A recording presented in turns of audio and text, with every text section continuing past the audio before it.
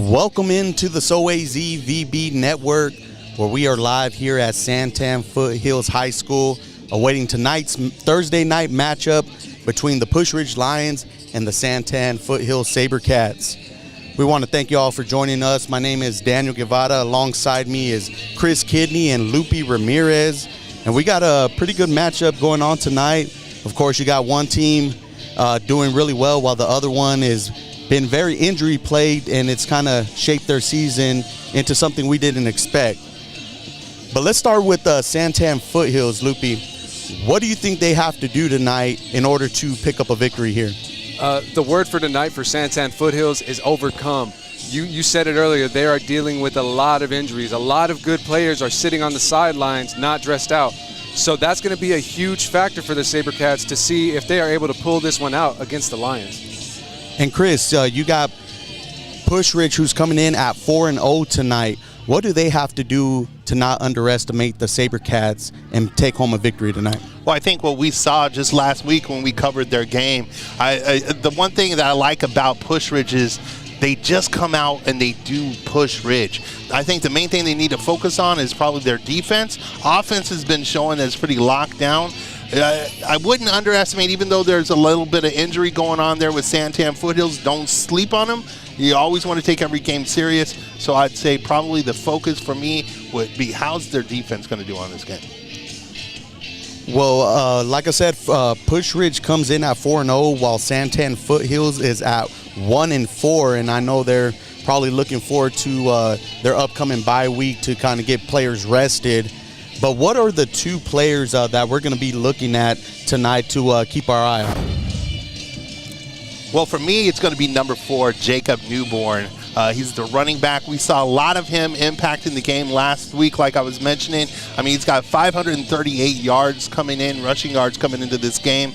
So I'd say kind of watch him, as well as, maybe kind of keep your eye out for a little Bubba Mustaine power in there too. But all right, and Lupe, what do we have for Santan Foothills?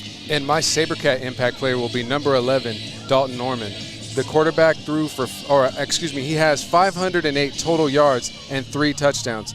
And with all the injuries, it's going to be very crucial for him to be all in this game. All right, well, as we await the introductions for both teams, let's take a look at the schedules for the previous games from both teams. You have Santan Foothills, who's currently riding a 3-game losing streak, and during that time, they've been outscored 125-67. While you have Pusch Ridge, who is riding that 4-game winning streak. It all started off up at NAU with the come-from-behind victory against Sholo, where they won 24-21. But since that game, they have only given up 14 points just one time, more than 14 points just one time this season, and that was the 21 they gave up to Sholo. And another big, but you had a little bit more information on the rest of their season. Yeah, and they only trailed one time in a game, which was against Sholo when they were down 21-0 at halftime. But I think the biggest thing you got to take from Pusch Ridge is their halftime adjustments. No matter how the first half has gone with whatever team they've been playing that week, their adjustments have been sound, as they've only given up 14 points in the second half.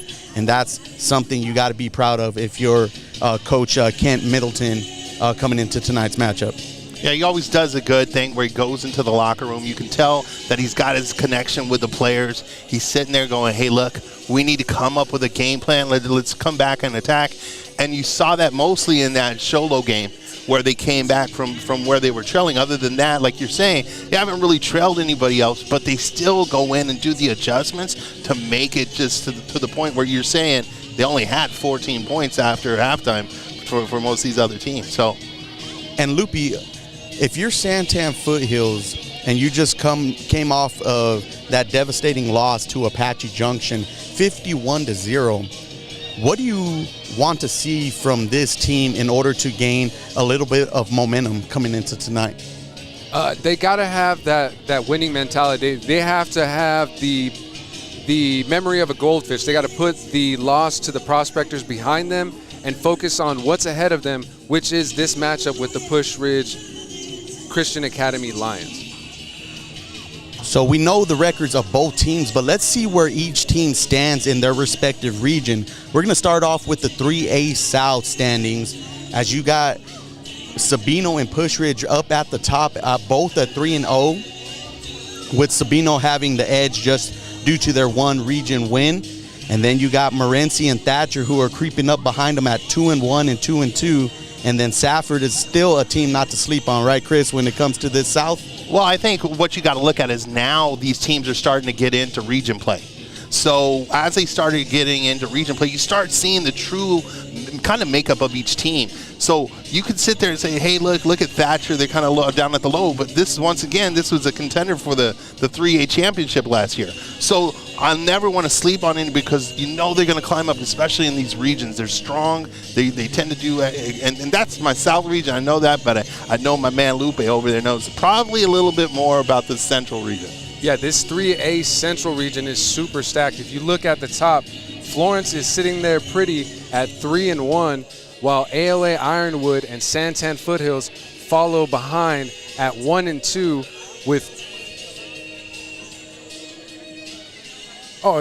they're 3-2, and Santan Foothills is 1-4. Coolidge rounds out the bottom at 2-3, and Chrisman is still winless. And this 3A Central standing, or 3A Central region, was something that we were looking forward to this entire football season. And I think our still top contender being Florence, they knocked off Santan Foothills in the Gila River Bowl, winning by a final score of 26-20. They still got to be the heavy favorites. You have ALA Ironwood, who is developing into a defensive guru type of team, as they've given up only 38 points this year, and they got by Coolidge 7-6 at Larry Delbridge Stadium this past week. So as we look at those, Chris, you had talked about going into region play. Who would you say is going to be your favorite coming out of that 3A South? Well, I mean, I'm not going to jump off the love boat when it comes to my love with Pusch Ridge right now. I'm going to stay on it because the thing that I'm seeing with Pusch Ridge, first of all, they're coming in right now. They're ranked a little higher. I believe they're 54th or 45th off the rankings that I had them at. They're staying strong. They're staying solid. I don't know as if necessarily Thatcher's got what it might take. You never want to sleep on Sabino. They got a lot going down there when it comes to their skill position and passing games. So, I mean, I'm going to still stick with Pusch Ridge. Okay, and Luke, who would you say has the favorite coming out of that 3A Central? That 3A Central is still got to be favored to go to the Florence Gophers. They have a game tomorrow night against the Coolidge Bears that will be very crucial and telling to see who takes firm control of that 3A Central region. Well, as we await the teams, we're going to take a little break in the action. And once we come back, I think we should be ready for a Thursday night kickoff. And remember, this is a doubleheader again. We had one last week as we were down in Pusch Ridge to see them take on Catalina Foothills. And then we had the Battle of the Boot between Marana and Mountain View, which was another exciting one. So tonight's Thursday matchup will be kicking off very soon, and we'll be right back after the break. ScoreStream brings the excitement of high school sports directly to your phone and computer. Join our fan-driven network where you can score games, cheer with other fans, and share your favorite photos and videos from every game. Create epic highlights and help your favorite team be seen on local and national media. Become a super fan and have an incredible season with ScoreStream. Hey you, we've got something new in the store. Well, not really in store. It's in your home, in your office, where you play, wherever you are. My point, son, we're here, you're there. Wherever that is. Tucson Appliance Company is your appliance concierge. Tell us what you want. We will find it and send you photos, texts, emails, even FaceTime you the appliance. Buy it and we will deliver it. We're your personal appliance shopper. Only at Tucson Appliance, where our low price is your priority. Do you have a football player that's afraid of getting hit? How about a baseball player that's in a slump? Or how about just wanting to tweak your golf game just a little bit more? At Hypnosis Works LLC, we've been helping athletes overcome obstacles and tweak their focus for the last 8 years. Call us now for your free consultation, 520-465-7457. Hey you, we've got something new in the store. Well, not really in store. It's in your home, in your office, where you play, wherever you are. My point, son, we're here, you're there. Wherever that is. Tucson Appliance Company is your appliance concierge. Tell us what you want. We will find it and send you photos, texts, emails, even FaceTime you the appliance. Buy it and we will deliver it. We're your personal appliance shopper. Only at Tucson Appliance, where our low price is your priority. All right, we are back as both teams are making their way to the field. You have the captains lining up, and we'll see how each possession goes. But before that, we'll see if we're going to be having our national anthem played. If we do, we'll be just kind of muting ourselves a little bit just to stand up for those ceremonies. And I'm actually really excited. It's beautiful weather here Thursday night. Things are finally cooling off here in the state of Arizona, and no better time to get things started than having some Thursday night football. Yeah, you said it. The temperature is down, the tension is high, and it's a great atmosphere for some high school football here in the state of Arizona. Right, it looks like the band's getting ready to start playing the SaberCats fight song as the captains are out for the coin toss. And here come the SaberCats.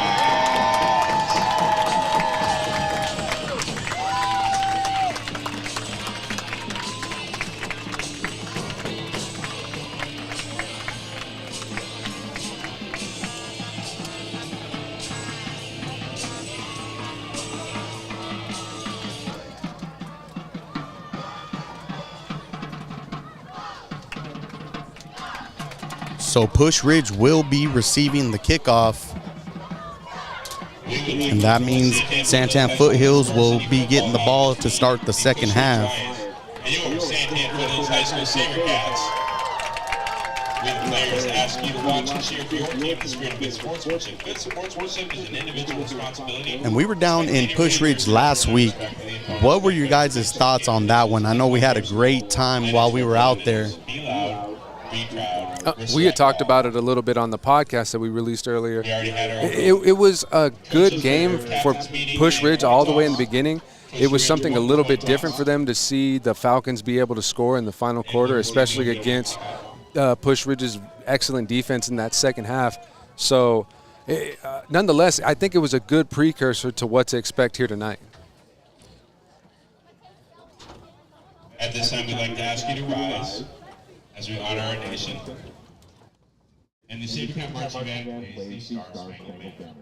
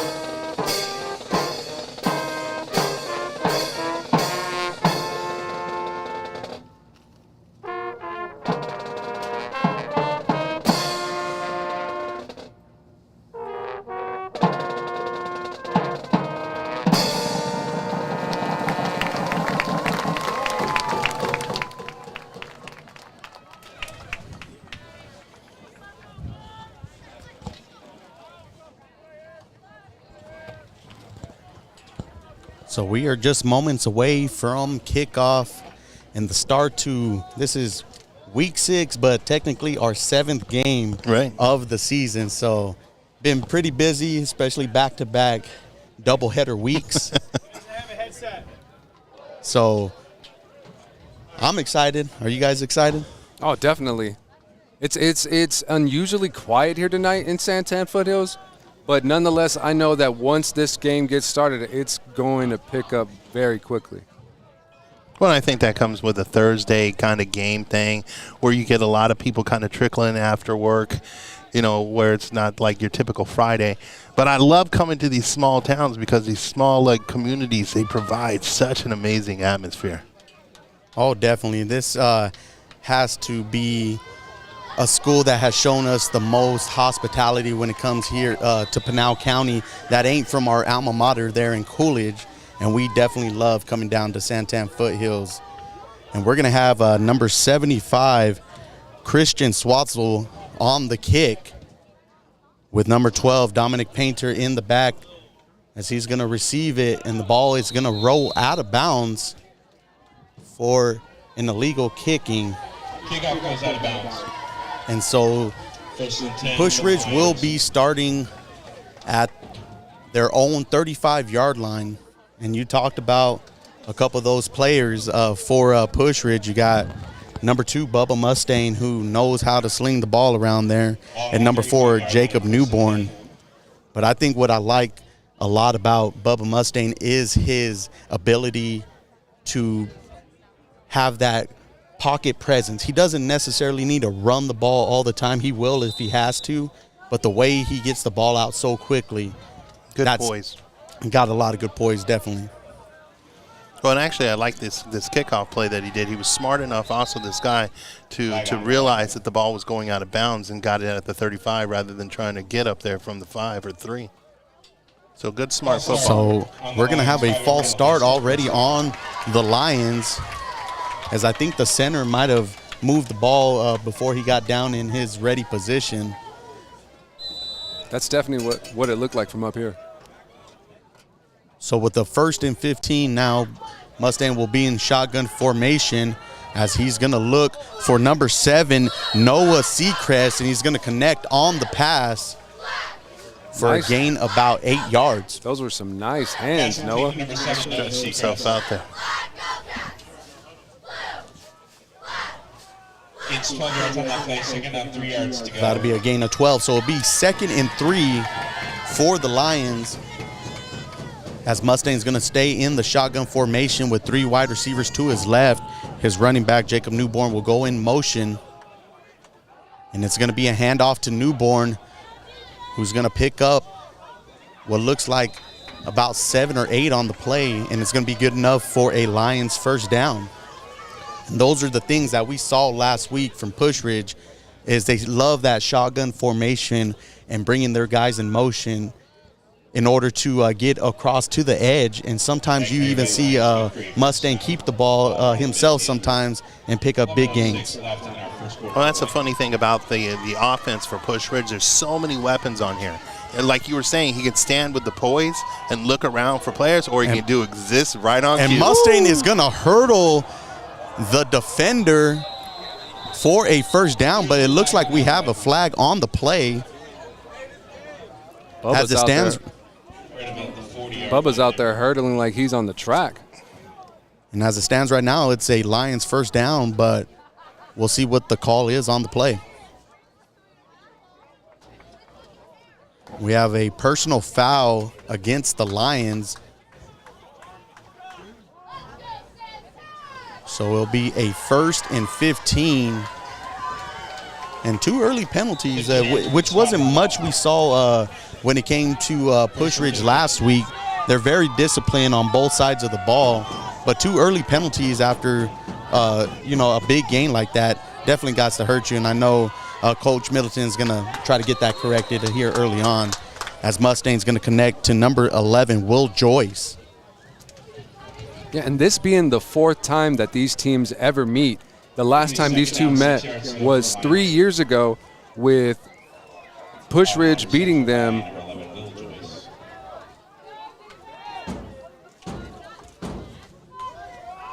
48-13. So you're going to get a good defensive play by the SaberCats, as it looks like Newborn is going to lose a couple on the play. Looks like the tackle was made by number 55, Josh Ariacho.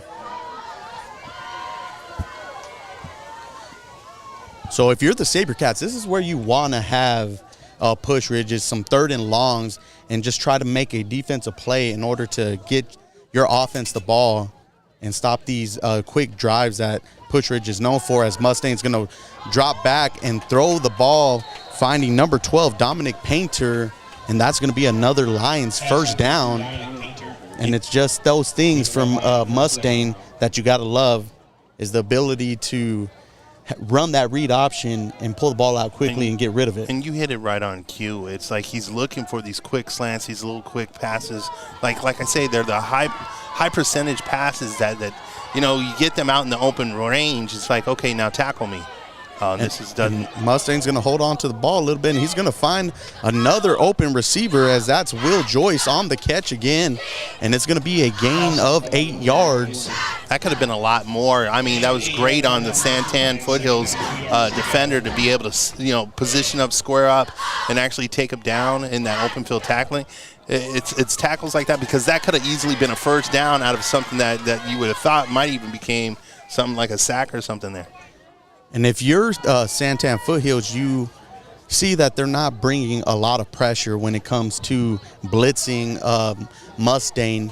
And on those ones, if you give him too much time, he's going to find an open receiver, as he drops back again and connects with number 4, Newborn, as now they're inside the red zone, and it'll be 1st and goal for the Lions at the 6-yard line. It's the combination between both the running and the passing game, and even then you throw Bubba Mustang in there as a scrambler, that makes this defense kind of like they have to play true. It's almost like you can't rush, like you were saying, and you can't fall back. You just you got to play your position and do it right. Yeah, and it doesn't hurt when you got running backs that have really great hands. So Newborn's going to get the toss, and he's going to pick up possibly 2 to 3 on the play, but another flag, which might be in the area of holding, as they'll be holding on the Lions and shoot them 10 yards back.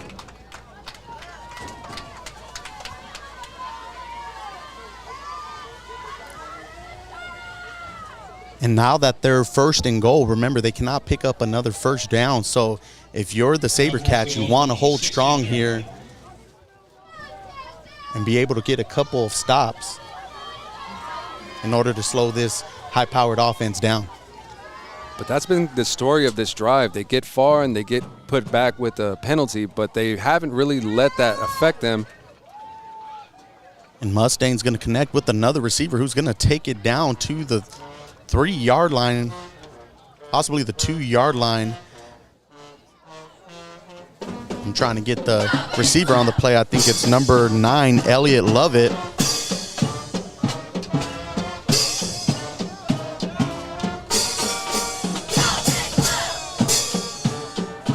So it'll bring up 2nd and goal on the 2-yard line for the Lions.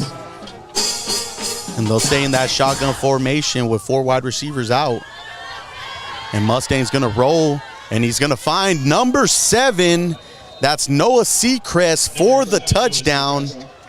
And in less than 5 minutes, the Lions are now on the board as they lead 6-0. With 6:36 left here in the first quarter.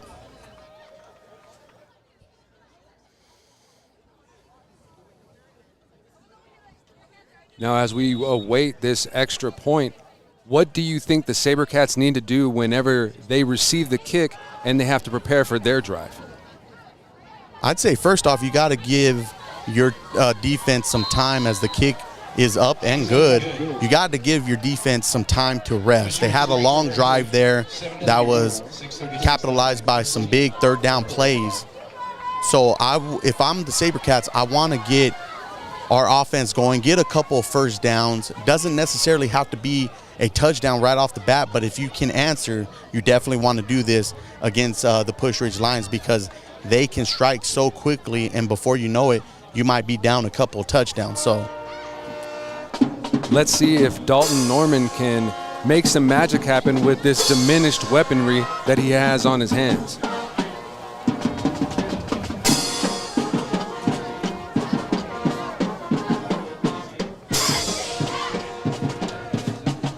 we're going to have number 7 back for the SaberCats. That's Daniel Howard.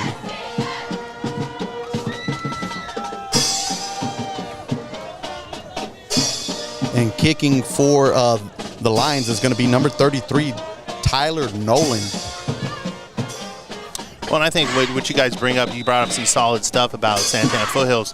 One thing that I want to see on this possession as they have it, don't make simple mistakes. Don't fumble the ball. Don't get turnovers. Don't get fouls. Just. And what an interesting kickoff, as it turned out to be number 29 for the Lions, as it was kind of a little trickery there, and it almost cost the SaberCats as the ball bounced back towards Pusch Ridge, and luckily they were able to fall on the ball there. And almost right on cue with what I was saying. It's little things. Don't turn over the ball. Don't penalize yourself. Get the chances to get those first downs like you were mentioning and so on. So it'll be 1st and 10 for the SaberCats on their own 29-yard line, as number 11, Dalton Norman, comes in to make the first play call of the game. And one of the big things we know about this team in Santan Foothills is that they love to run the ball. A lot of their offense is developed around their run game, and I'm hoping that if it starts off really well for them, that maybe they might be able to open up the pass a little bit, because we know that that's one thing we wanted to see from Dalton Norman this year, is to be able to air it out after the run game gets going.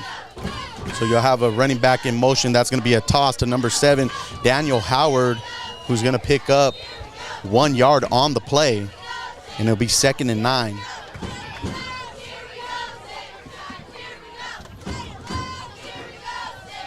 And I feel like the SaberCats have the right idea with that play, just not able to execute and get a little bit further across the line of scrimmage. 2nd down, 8 to go. And why is it that you think a lot of teams here in these smaller schools love to run that wing T type of offense when it comes to the amount of depth that they have? Well, I think it's easy to kind of hide flaws and blemishes. So if you don't have a big line, or if you don't have the quarterback or the certain skilled players that are needed to throw like an air raid offense or something like that, I mean, it's always good to kind of have that quick kind of like confusion kind of offense. And that's a double wing, and it's always been something for like small communities. I mean, I don't want to say like Pop Warner, but it's something where you can do a lot of stuff out of it. That, I mean, it's effective, and most of the time we want to always see the cosmetic like fly, passes and everything like that, but sometimes it's not needed. You just want to play. You got to play the football that caters to the players that you have. And so it's going to be a 3rd down, as number 4, Vision McKee, was on the run, picked up a good chunk of yards, and it's a short 3rd down for the SaberCats, and it looks like they might come up just a yard short. So already here early on in the first quarter, you have Coach Carlin, who has a big decision to make here on 4th down with 1 yard to go.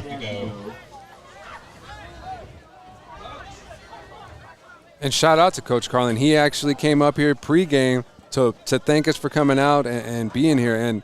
And that's a part of that hospitality that Chris was talking about. You don't get that everywhere, and you got to love that feeling you get whenever you come somewhere and you feel appreciated right off the bat.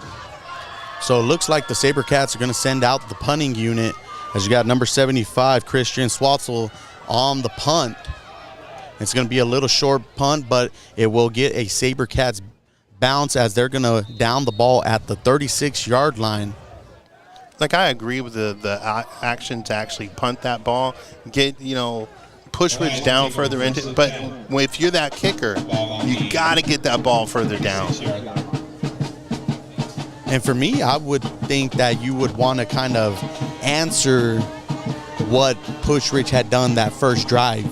Like I said, you want to pick up a first down. Obviously, they go 3 and out on this drive, and it was already hard for your defense to stop Pusch Ridge.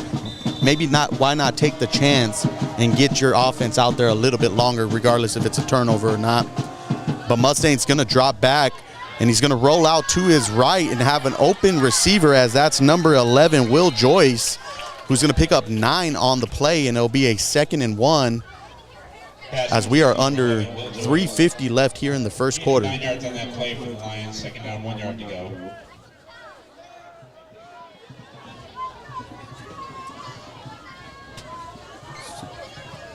It's just so hard to stop him. Like, he reads things. He's got so many options, so many tools. So we got 3 wide receivers, as it's going to be a read option, and Newborn's going to get the ball, and he's going to get a big opening, make a couple of cuts, and be brought down at the 35-yard line. And you talk about that, read option for Pusch Ridge is so tough to stop. And utilizing Newborn like that, it's just, all it does is give Bubba Mustang more and more ammo out of the playbook. It's almost like, hey, look, this works, so I can actually, you got to play true, like I was saying. And so we got another flag on the play, as it looks like another false start from the center for Pusch Ridge, and that's going to move them 5 yards back. But like we said, you got to take advantage of those things if you are Santan Foothills, and find a way to get all of these receivers covered. And if you're the front 4 for the SaberCats, you got to put pressure on Mustang in order to have him get the ball out and maybe make a mistake, as he's going to connect again with Will Joyce, who's going to have enough for a Pusch Ridge first down.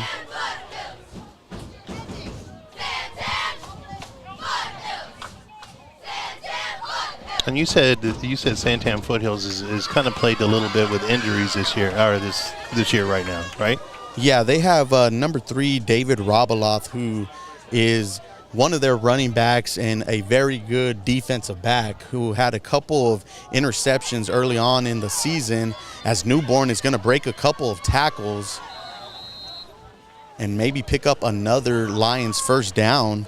And then you got number 30, Cohen Scott, who's their defensive end and also their tight end. So another weapon that Dalton Norman has lost on the offensive side. And those are 2 seniors that you're losing as well. Lupe, did I forget about anybody else that might be injured? No, they had quite a few people on that sideline, but another player in particular that comes to mind is Chase Maziak. Speaking to him on the sideline, he said that he didn't dress out because he had to tend to a heart issue that could have him sidelined for quite a while. So we wish Chase a speedy recovery and all the best with his condition. And Mustang kept the ball on that read option there and drove the ball all the way down to the 2-yard line, as now the Lions are knocking on the door for another touchdown, as Mustang is going to do a quarterback sneak and rush in for a Lions touchdown. So with 1:55 left here in the first quarter, Pusch Ridge has extended that lead to 13-0. And what you see is, like, with Bubba Mustang, is when he's running with intent. Like, he's dropping his shoulders. He's going like, hey, I need that extra couple yards once we make contact.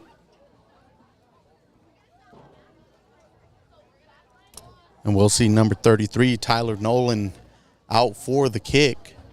Newborn sets. Kick is up and good. Kick is up and good. Pusch Ridge up 14-0 over the SaberCats with 1:55 to go in the first.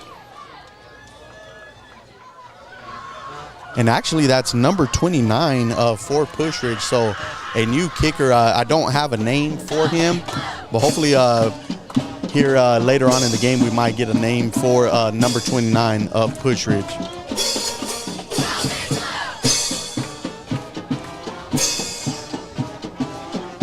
And if you're the SaberCats and you get put into another fourth and short situation, are you trying to go for it on that fourth down regardless of where you're at on the field?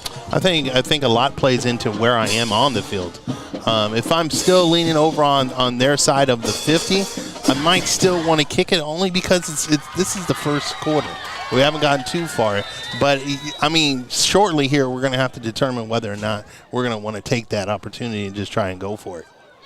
So the kick is off. It's going to be a short kick to number 2, Jeremiah Slan, who's going to get a pretty nice return as he crosses the 35-yard line, where the SaberCats will start 1st and 10.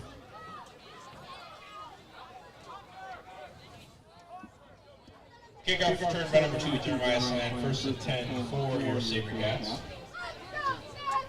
Ball on the 37-yard line. And so when we're talking about rankings coming up, you know, the AIA will be releasing their rankings possibly in the next week or so. With this division, I believe it'll be towards the end of the month, so probably about a week, like you were mentioning. And with that, of course, the teams that Pusch Ridge has played in their Freedom Games, outside of probably Sholo, how do these type of games impact where they're going to be ranked? Well, like, the hard part is, like, you don't want to sit there and say, like, for instance, this game's not going to do too much to help them due to the rankings of Santan Foothills. But the one thing that's going to help save Pusch Ridge a lot is that southern region with Thatcher in there, with Sabino in there, with a lot of the teams that are actually top-tier teams in the 3A. They'll be fine, I think. But, you know, it's good to see these kind of matchups.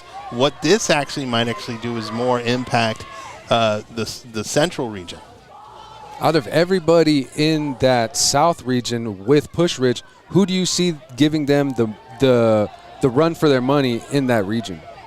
I mean, I don't think you can sleep on pretty much. I mean, it's almost easier for me to say who might not. But then again, even that's confusing because we don't know who Morenci is quite yet in that region. And hold that thought as number 4, Vision McKee, is going to get a great run. And it looks like it may be enough for a SaberCats first down. So some good things to see if you are Santan Foothills, as now you got a first down. You're getting that running game going a little bit, and it seems like their running backs can hit that corner of the sideline and kind of run upfield. And like you're saying, these are the victories that Santan Foothills has to have right now. Just getting that first down, move down the field. And now, if you bring up the conversation, if we were, you know, 4th and short, would I go for it? Yeah, why not? And it's going to be another run by the SaberCats, as that looks like it's number 13, Holden Mike Worth on the carry, who's going to pick up a gain of looks like 4 on the play. So a 2nd and 6 for the SaberCats, and that might take us down to the end of the first quarter. We'll see if they run another play. And it looks like they're going to jog off to the sidelines, and that's going to do it for the first quarter, as our score is Pusch Ridge 14, Santan Foothills 0, and we'll be back right after this break.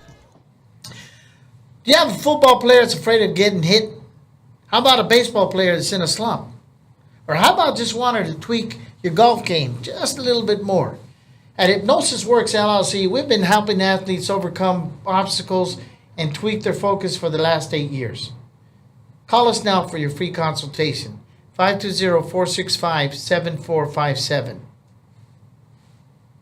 Hey you, we've got something new in the store. Well, not really in store. It's in your home, in your office, where you play, wherever you are. My point, son, we're here, you're there. Wherever that is. Tucson Appliance Company is your appliance concierge. Tell us what you want. We will find it and send you photos, texts, emails, even FaceTime you the appliance. Buy it and we will deliver it. We're your personal appliance shopper.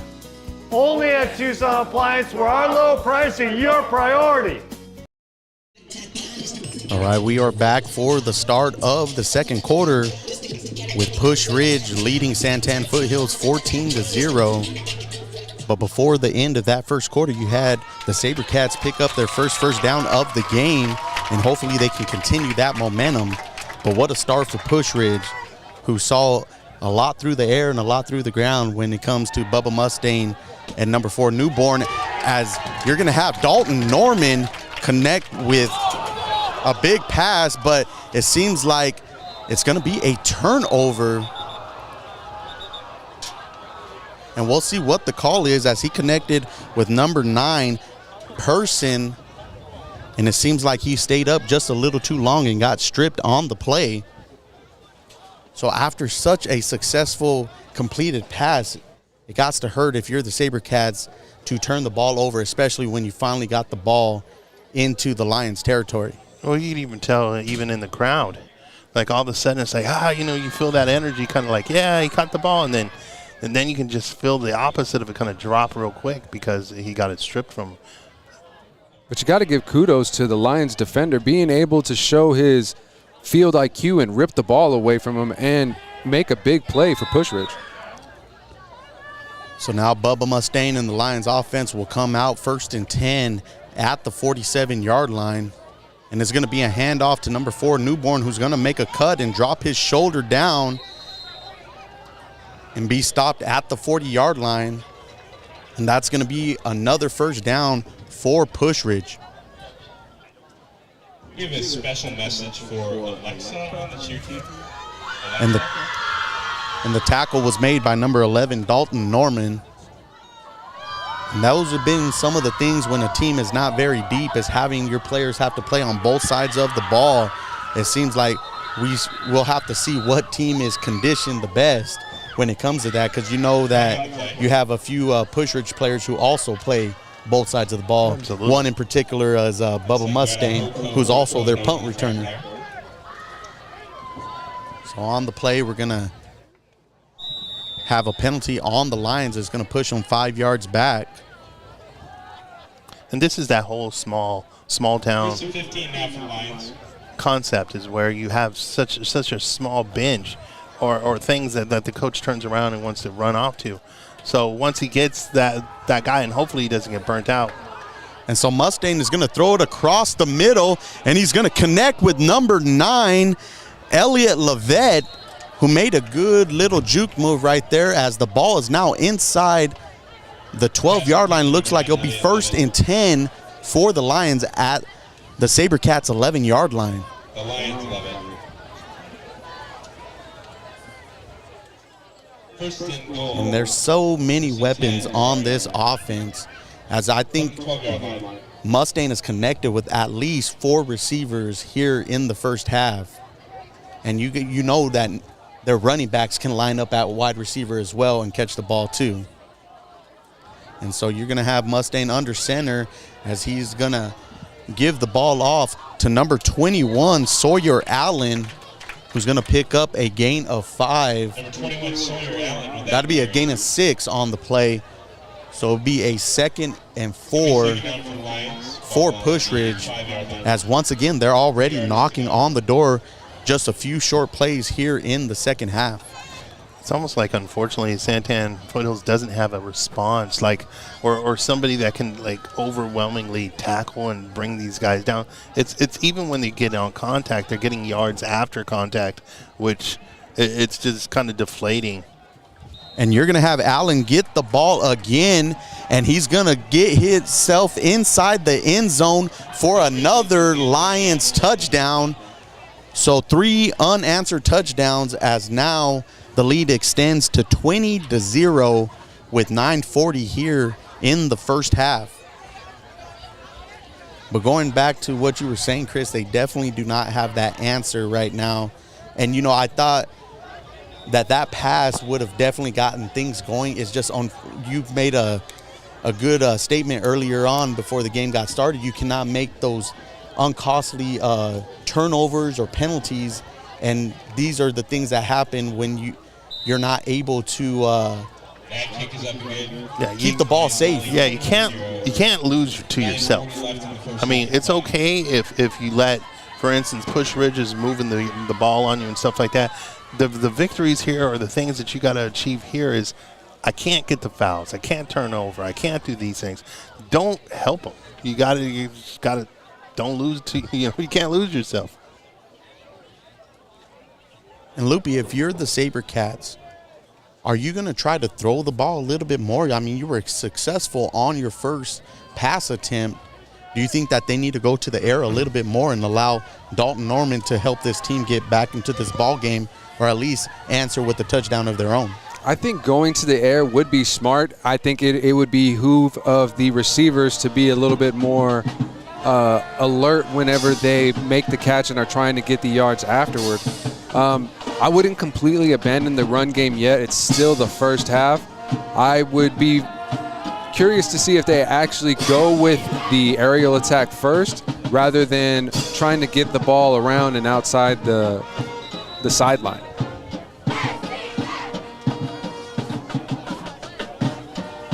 So as we await the kickoff, you have number 7, Daniel Howard, back to kick, and this is the first time he's going to get a chance to return the ball. And he's going to get wrapped up by number 88, Hunter Edmonds, for the Lions. And it'll be 1st and 10 for the SaberCats at the 22-yard line. But I like the hustle that he had on that. He got a good stride, ran in. He wasn't slowing down.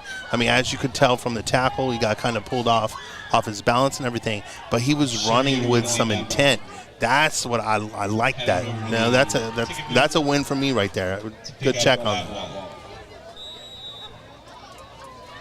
That's one thing that the SaberCats definitely need to do right now is stay aggressive. They can't let up just because the Lions are up by 3 touchdowns. So Norman will bring a man in motion. We got a flag on the play as it's going to be an offsides on Pusch Ridge. So instead of a 1st and 10, the SaberCats will start with a 1st and 5. And those are the things you need if you are Santan Foothills, is to take those free yards that they're going to give you. Well, sometimes we see, in previous games, is the defense will get a penalty and then the offense on the next play will have a penalty of their own and kind of negate what they just gained on that play. You don't just give a gift back. And so another running back in motion, as it looks like that's going to be number 4, Vision McKee, who's going to keep his legs trucking as he's going to pick up a SaberCats first down.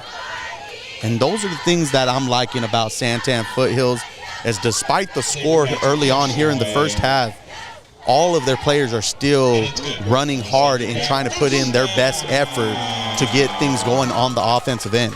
But this is one thing, once again, you brought up the double wing or these tight formations and run formations.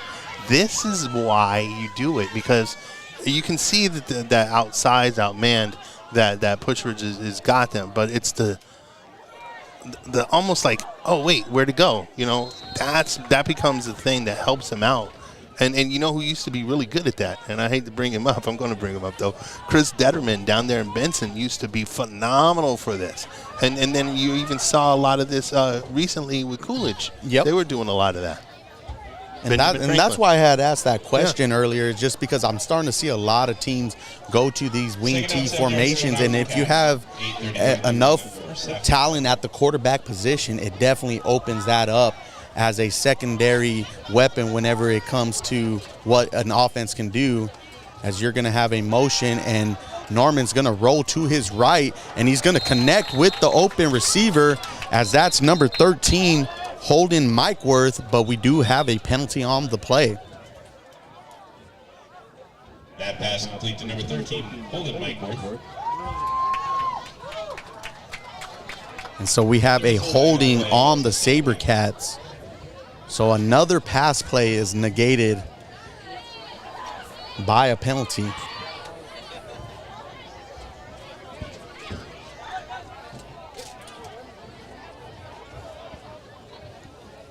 And those are the things that are going to hurt a team who's been having a hard time getting things going on the offensive end. like I said, we talked about some keys to the game.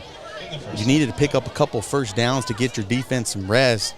And the pass game, it seems to be working, but it just seems after a good pass, as the Pusch Ridge Lions are going to swarm the ball carrier, number 13, Holden Mikeworth.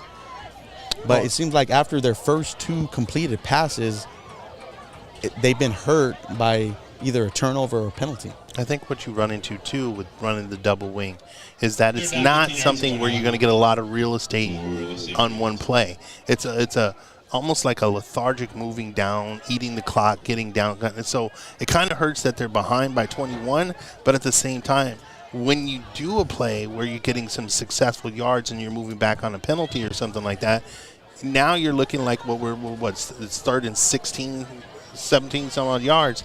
It's not the offense to try and do that. So another motion from Norman as he's going to roll to his left and drop back, and the ball is almost intercepted by the Pusch Ridge defender, and it's going to bring up a 4th down for the SaberCats with 7:14 left in the second.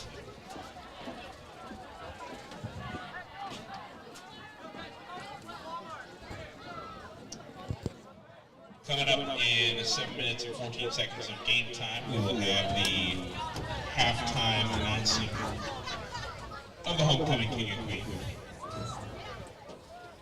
One person is very excited about that, I've heard. So as we await the punt, just heard homecoming night here for the SaberCats as the ball is going to take a Pusch Ridge bounce, and I think that's a punt of maybe 11 or 12 yards. So another special teams play that does not go the SaberCats' way, as now that gives Pusch Ridge some amazing offense to start off this drive. Again, to credit the Lions special teams, you got to give it to them because they were able to shake up the punter for him to only give up an 11-yard punt. And now they're in great field position to strike just before this halftime begins. A lot of fancy equipment right here in front of my booth. So 1st and 10, Mustang's going to be in the shotgun formation, and he's going to hand the ball off to Newborn, who's going to get a big gain on the play. Looks like a run of 16 yards, and now the Lions are inside the red zone with just under 7 minutes left here in the first.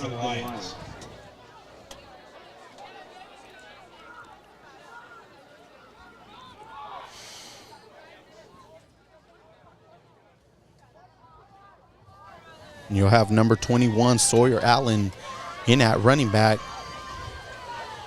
as Mustang is going to keep the ball, make a couple of moves, and be tackled by number 11, Norman, after a gain of 9 yards on the play.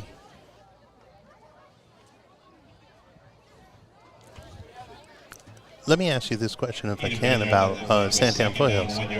Is this a relatively young team? Yes, this is. They had a great group of seniors last year that was able to excel throughout the entire season, and it was just a huge blow to have them lost at the end of graduation. Do you know how many seniors they might have had, or ballpark? Ballpark, I want to say they had at least 10. A good group of 10. And that's a big thing for a school enrollment like this, 10 kids going. And then as we mentioned as well, you had a couple of experienced seniors this year who are out with injuries. Right. So they are definitely thin when it comes to the depth and experience on this SaberCats team. So it will be a 1st and goal for Pusch Ridge at the 5-yard line, as Mustang's going to go under center, and he's going to hand the ball off to Allen. Good tackle. Who looks like he may have gotten a gain of 1 or 2 on the play, so a 2nd down for the Lions. So knowing that you have a lot of young kids on your team and whatnot, I mean, is this where the coach kind of sits there and goes, hey, look, what we're doing, I'm not worried about wins as much as I'm worried about victories, about learning, like teaching my kids and getting them ready for, not to deflate this year, but future years. Like, hey, look, we got to just get that chemistry based off because they have lost so many people. And that was one thing that Coach Carlin. And Allen is going to get the ball again, and he's going to get across the goal line for another Lions touchdown, but we do have a stop in the action. It looks like the touchdown is good. I don't know if I saw a penalty on the play, or the referees are coming in like there might have been one there. A little bit of confusion with the Zebras. So the touchdown will stand for the Lions, as now the lead is 27-0 with 4:38 remaining here in the first half. But to answer your question, Chris, this was a team who came in last year. There wasn't a lot of high hopes when it came from Loopy and I on what we expected from Santan Foothills. In previous years, I mean, they struggled to put up victories, and then they ended up finishing the season 7-4, which was the most wins since 2017, where they finished 8-3. And last year they made the playoffs for the first time since 2017. Oh, wow. And they lost to Sabino in the first round, 49-23. But the difference is between this team this year and the team last year was the amount of leadership. Right. When it comes to the SaberCats. You had Bo Cotherman was a big vocal force for this team. I mean, they went in, they knocked off Florence in the Gila River Bowl, and it was just a lot of players who would do stuff that players don't normally do, or at least that you don't see all the time. You constantly see the coaches trying to lift up their team, especially when they're playing from behind, where people like Bo Cotherman were taking on that role and getting their team hyped up week in and week out. And I think that that's the missing link when it comes to the SaberCats this year. Well, I think another thing that I'm learning, because I'm obviously new to the area, is how many schools are around here. I mean, just coming up here, obviously you have ALA South. Post and Butte, we know, is just a hop, skipping, and jumping away. Crisman's new. They're into the picture. And on the kickoff, the ball deflected off a SaberCats player. And as one of the Santan Foothills players tried to jump on the ball was recovered by Pusch Ridge. So another shot in the foot for the SaberCats, as that's another turnover, and it's going to prove costly, as now it will give the ball back to the Lions on the 31-yard line. But going back to what you were saying, Chris, about the schools out here. Yeah, you have so many so what you always tend to have is those kids that might be more, athletically inclined or whatnot in the community. They always kind of conjugate together. Let's make this team or go here. It's a big thing, especially down in southern Arizona, where they all like to flock and go certain places. Where, like, I can see that same kind of struggle down here. And Mustaine is going to have a quarterback keeper on the read option, and he's going to pick up 4 on the play. But, yeah, those are the things you see. And here at Santan Foothills, they are one of the older schools in this Santan Valley area. But at the same time, they've always kind of struggled in football. But it took a lot of players last year who they said got tired of losing and wanted to do something that has never been done in this school and, get them back on the right track. It's just you can see that inexperience was definitely left, as we're going to have a flag on the play, and Mustaine is going to carry a few players and be tackled down at the 21-yard line. And you got somebody coming off on the sideline here, too. And that's the sportsmanship you like to see from Pusch Ridge, helping assist him off to the side, as long as he's able to, as long as that's not the best thing for him. Like, sometimes I hate to sound like this, sometimes it's best to just lay on the field and let a trainer come talk to you, find out what's wrong, You don't want to make an injury worse. And you guys talk about the abundance of schools in this area, Santan Foothills being one of them. We have ALA Ironwood, Combs, and so many others that are nearby in this area. And you can't forget Post and Butte.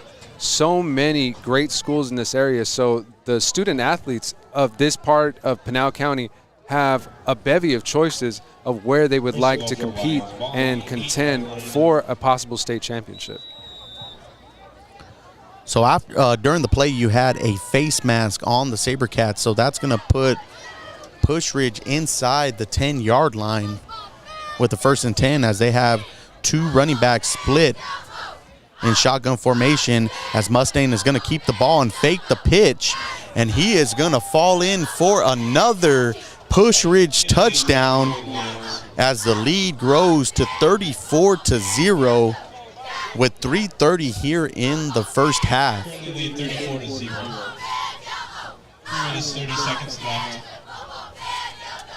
And our first half of play.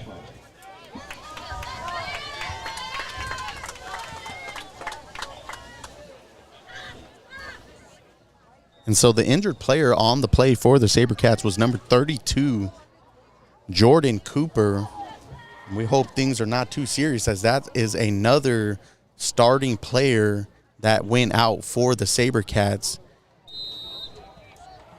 And you got to wonder, how much varsity experience do they have out there on the field now, outside of probably Dalton Norman and maybe Jalen Fulton and number 13, Holden Mike Worth. Definitely it can see the inexperience when it comes to the SaberCats. And this is where you'd want to hope that the community with the school and everything understands it's not the coach. It's the caliber of what he has to deal with right now, and he's obviously, and we've mentioned it, you're working with the offense that you know that the kids, like, I got to work this offense, this is what I have. To be able to adapt like that is actually a high props to the coach, because, hey, look, everybody kind of wants to run in and run this kind of offense because it's flashy or whatever the case might be. But to know, like, hey, look, I got to do the double wing because this is what I have, that's actually big kudos to the coach. And Loopy and I have always given high praise to Coach Carlin and what he's been able to do in his couple years here, as this is his 3rd season as the SaberCats coach. And to be able to turn a program around who 2 years ago only won 1 football game, and to take them to the playoffs, you know that the coaching staff here at Santan Foothills has the experience to develop a good team. You just gotta hope that you don't hurt yourself, and obviously dealing with those injuries, and especially when those are key players on your team, it just is so unfortunate, especially with the expectations that Coach Carlin and his staff had coming into this year. Well, I think a lot of people don't understand the difference between a team and a program. I mean, it just takes a lot to build a program. You can have a solid team come through your school, over 4 years or whatnot. It's building a program and having kids that step in and say, this is what our standard's going to be. This is our bar. We're going to do this, and buying into it, and just kind of constantly build on it. And that takes a long time to do that. And Coach Carlin has the love and respect of his student athletes, the staff here at Santan Foothills, and as well as everybody here in the community is fully behind Coach Carlin and what he's trying to do here with this young SaberCats team. Earlier when he came up here, he had mentioned that this was a very young team, but he looks forward to next year when this team has a little bit more time to gel and build a bit more chemistry with each other. Nice. So you're going to get a false start on the SaberCats. And it seems like this call has been called on both teams, when it comes to the center picking up the football before the snap, as you're going to have a pass from Dalton Norman, who's going to try to connect with number 4, Vision McKee, but it looks like we may have a pass interference against Pusch Ridge. It's interesting. You could see him. He's got his arms out, and like he's being tugged back. And he still almost caught the ball. SaberCat first down. So that's going to be a first down for Santan Foothills with 2:24 left here in the first half. And credit to Dalton Norman to be able to make that pass and especially under pressure, not give it up and put it in the hands of a defender. Like I was saying, little victories, little victories.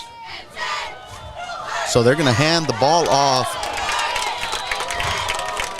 to number 13, Holden Mikeworth, who's going to get a big run of 15 yards, and it is another first down for Santan Foothills, as we're going to have a timeout from the SaberCats. So with 2:11 left in the half, it's 35-0 Pusch Ridge, and we'll be back right after this break. 11 seconds left. ScoreStream brings the excitement of high school sports directly to your phone and computer. Join our fan-driven network where you can score games, cheer with other fans, and share your favorite photos and videos from every game. Create epic highlights and help your favorite team be seen on local and national media. Become a super fan and have an incredible season with ScoreStream. Hey, you. We've got something new in the store. Well, not really in store. It's in your home, in your office, where you play, wherever you are. My point, son. We're here. You're there. Wherever that is. Tucson Appliance Company is your appliance concierge. Tell us what you want. We will find it and send you photos, texts, emails, even FaceTime you the appliance. Buy it and we will deliver it. We're your personal appliance shopper. Only at Tucson Appliance, where our low price is your priority. All right, we are back with 2:11 left here in the second quarter, and it has been all Pusch Ridge Lions as they lead 35-0. But you had a couple of flash plays here from the SaberCats, and we'll see if they can get things going as they have a 1st and 10 at the 41-yard line, as it's going to be another handoff. But right now, this is my favorite series coming from Santan Foothills. I'm liking what they're doing. I feel right there Dalton should have had a little bit more better read on the defense. If he would have kept that ball, he would have been able to break away for possibly a big touchdown.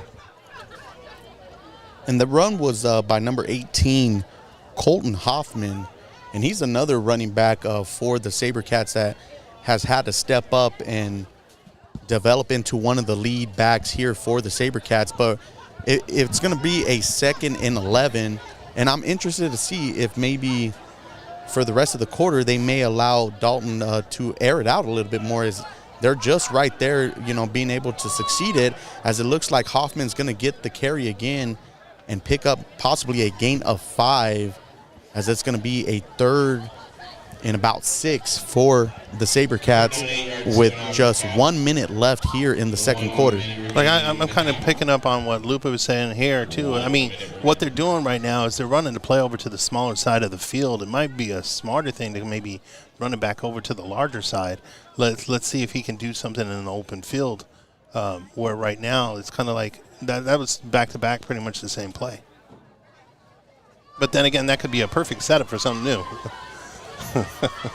So with the 3rd and 7 for the SaberCats, you're going to get a toss to number 4, Vision McKee, who looks like he may have gotten back to the line of scrimmage with 25 seconds and a 4th down coming for the SaberCats. So we'll see if they run the clock down and maybe just have a Hail Mary play into the end zone to end the first half, as now we are under 6 seconds. This will be the last play of the quarter, as we have a penalty, and we'll see what the call is on the play.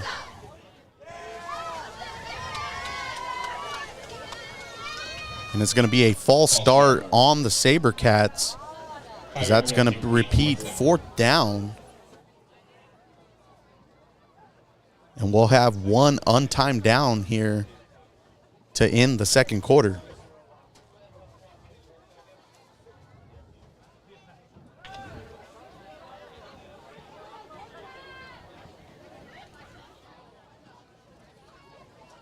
So you'll have 2 wide receivers and 3 running backs for the SaberCats. As Norman is going to drop back, and he's going to roll to his left. And it looks like he's just going to carry the ball and run out of bounds, as that's going to do it for our first half here at Santan Foothills High School, as the score is Pusch Ridge 35, Santan Foothills 0. And we'll be back after the break to talk a little bit about the first half and what we got going on the rest of the week here on the SoAZ VB network. Do you have a football player that's afraid of getting hit? How about a baseball player that's in a slump? Or how about just wanting to tweak your golf game just a little bit more? At Hypnosis Works LLC, we've been helping athletes overcome obstacles and tweak their focus for the last 8 years.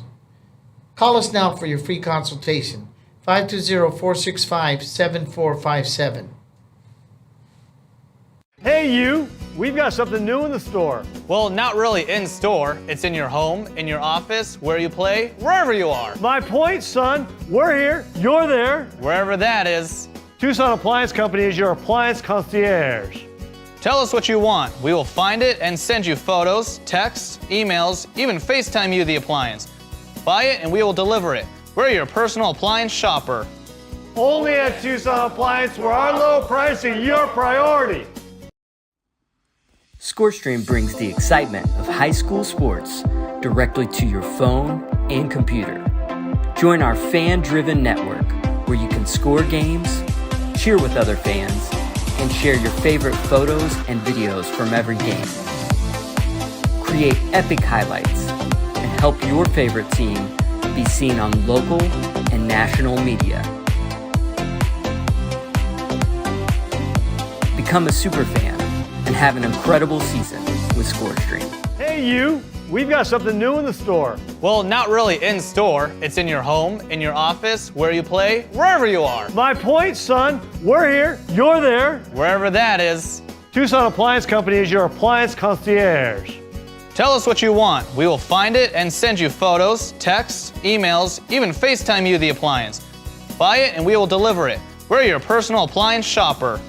Only at Tucson Appliance, where our low price is your priority.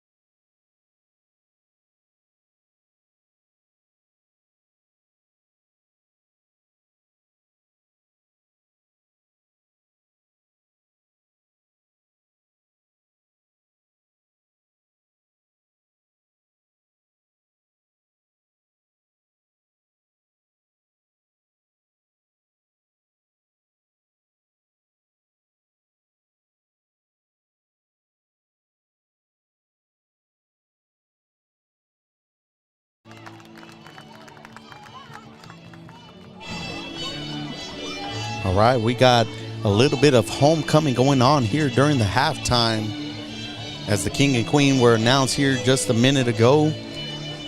But before we dive into what we saw here in the first half, let's go over some big games going on tomorrow night in Southern Arizona and Pinal County. Chris, what is a game you have your eye on in the either 6A or 5A divisions? Well, in the 6A, 5A, I think the ones that you really got to look at is right now the 5A Southern region is kind of struggling to keep hopes alive to make it to the playoffs.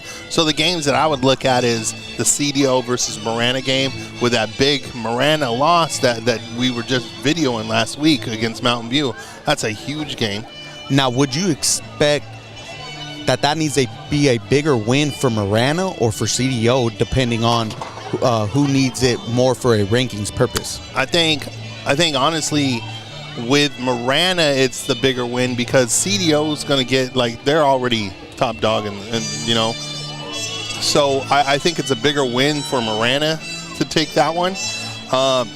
Another game that I look on here that could also impact that same region is the Desert View Walden Grove game. And once again, that's two teams from the 4A Keno region, as well as two teams from the Southern 5A. So those are two big games because if both those teams or either one of those teams, it could actually hurt the strength of schedule or that strength for that region and possibly pull 5A Southern out of the playoffs. And for us over here in the Pinal County side, we have a big matchup between the Casa Grande Cougars and the Micah Mountain Thunderbolts. Who do you think needs that one when it comes to rankings for the 5A and 4A teams? I mean, I think you caught that just like the other two. They all play in those same two regions, so those are big, big games. And Loopy, you've seen both of these teams in action when it comes to Casa Grande and Micah Mountain. Mm-hmm. Who do you think will have the edge going into Friday night out there at Micah Mountain High School? I feel that to try to find out who has the edge between the Thunderbolts and Cougars, that's a really tough task because the Cougars, after taking their first defeat of the season to the Corona del Sol Aztecs, have been on fire as of late. And you look at the Micah Mountain Thunderbolts, that's a team that is currently undefeated and has a little bit of swagger of their own. So if you ask me to try to pick one, I'm really split. But I got to go with the hometown team and choose the Cougars. I wouldn't expect anything less from you. And what about you, Chris? I mean, I know Mike Mountain, you know them very well. Well, do you think that they could make a run at that game against Casa Grande, especially what Casa Grande did last week to the Maricopa Rams? You know, this is something that Micah Mountain loves to give me a hard time on every time I go see those guys, is that this is the game that I picked. I picked this game, and actually Post and Butte, where I got an air for it because I underestimated them on the Post and Butte game. Obviously, I picked them because, I mean, they went 40-0 the year before, but, hey, you can never count them out, and they're actually playing some great ball. Absolutely. But, I mean, I think here it's almost like I got to have Casa Grande win this game because if Casa Grande loses, if Marana loses, and if you got even, for instance, Walden, I mean, there's a view losing that, there's not a chance in the heck, I don't think, for any of the teams in that region to make it to the playoffs. So I need these 5A teams to win so there at least is a chance. We already got 2, maybe even 3 out of the 4A Keno to make it into the playoffs right now, being some of these teams. So, I mean, the other one, which is kind of a little sleeper game, is the Catalina Foothills Tucson High game. And what that means to me is, I mean, Tucson High has been doing pretty well. Yep. If they can actually pull Catfoot back, that could actually weaken the 4A Keno a little bit.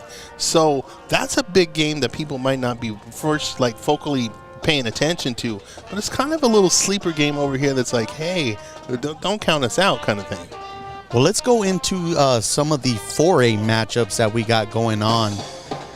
And I think one of the big ones you have to kind of keep circled around is going to be that Coconino and Post and Butte game as far as the Pinal County teams go. We know Coconino kind of put up a great fight against Post and Butte, and it was a lot closer than what we thought last year. Now you have Mason Lloyd, who was out last week due to a concussion. If he's back in the lineup, do you like the chances for Post and Butte going up against Coconino? 100%, and that's not to doubt quarterback Jake Goings, because he does this thing under center as well, and he was actually the quarterback that helped them overpower the Round Valley Elk last week. And it's again, it's no shot to him, but with Mason Lloyd under center, you just have a more versatile quarterback and somebody who's a little bit more accustomed to what to do in stressful moments on the field. And Chris, what do you have circled as far as Southern Arizona, or even a matchup outside of our typical counties and areas we cover that you're going to keep your eye on? Well, we just talked about the 4A Keno region, the powers over there. But what we have to sit there and think about now is also the 4A Gila is starting region play. So this is their week of region play. So it's here on out. It's just them playing them. So you see a lot of these teams matching up here, like Rincon, Rio Rico, Amphi, Choya, Douglas, Empire, so on. These are region games, and we're kind of starting to get into the thick of that. So it's interesting to see there. But one game that I'm kind of curious about, and I kind of wanted your guys' opinions for, is maybe what about that AZ College Prep and Yuma Catholic game? That's definitely going to set the tone for the 4A division, as we have AZ College Prep, who is in the 4A Desert Sky region, and that has a team like Vista Grande, who's trying to make some noise currently, starting off with the best season in school history as they're still undefeated. And then you have Arcadia as well in the mix of things. So you have 3 teams coming into this week from the 4A Desert Sky who are currently undefeated. And you got to hope, if you're a team like Vista Grande, that AZ College Prep is able to knock off Yuma Catholic, because that's the team they're going to be playing next week. And if Vista Grande is able to pick up a victory against an AZ College Prep team, they're definitely going to start climbing the rankings. Oh, absolutely. It's boosts your stocks up completely. I mean, but there's obviously the other regions that we need to look at, which is the 3 and 2As. And so I would probably say here, I mean, we're sitting at kind of one of the games here. A lot of my teams down in Southern Arizona actually have the week off in some of their divisions and whatnot. But one game that I'm really looking at here is my Wilcox versus Tombstone game, which is actually Wilcox, who came into the season being ranked number 1. Now actually Tombstone's ranked number 1. So it's going to kind of show more as they start to get in their region play too. So there's a lot going on there. And Loopy, I know you have to have a big game circled in Pinal County between the Coolidge Bears and the Florence Gophers. Yeah, that's something that you can't overlook. That is a time-tested rivalry. That is big news here in Pinal County. So definitely a game that I'm going to be keeping a close eye on. Another one that interests me is the Santa Cruz Valley versus the NFL Yet. The way that Santa Cruz has been rolling as of late, I don't see them slowing down, especially against a team like the Eagles, who ever since they have hopped into AIA play has been struggling to compete with the teams that they are faced against.